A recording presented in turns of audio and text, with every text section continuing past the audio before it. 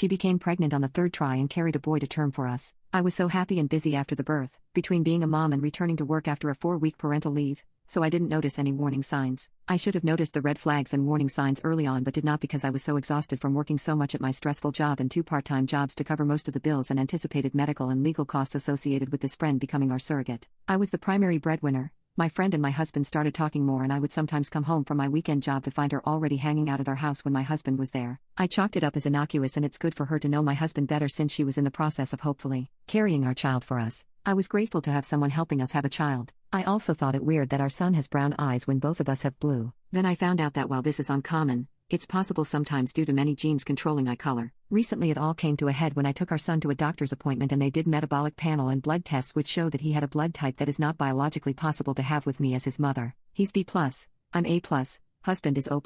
Immediately I started worrying it was the fertility clinic's fault and that they'd messed up and implanted a wrong embryo. I started lining up lawyer consultations to possibly sue the clinic and looked into having a DNA parentage test done. The test results showed that I'm not the mother but my husband still is the father. I was heartbroken and angrier than ever. Talked to lawyers about medical malpractice in the fertility clinic we'd used. Then my husband confessed that he'd slept with my friend, our surrogate, on a few different occasions during our struggle to have her get pregnant with our embryos. This means what I thought was our son conceived by IVF and carried with a surrogate isn't my son at all and was in fact conceived the old-fashioned way, which I can't ever do. Livid and absolutely broken at the same time doesn't even begin to describe how I feel. I have been breaking down into crying spells over and over again about this. He claims he didn't ever think pregnancy could result because he pulled out and he had always assumed that he was the reason for our earlier struggles to conceive, both before my hysterectomy and during the IVF insemination process with this friend. I felt an immediate triple betrayal, from what was supposed to be my husband, my friend, and now knowing my child isn't even really mine. I had such white-hot rage and delirium. I immediately left home and stayed at a hotel for almost a week before asking my parents to let me stay at home for a while.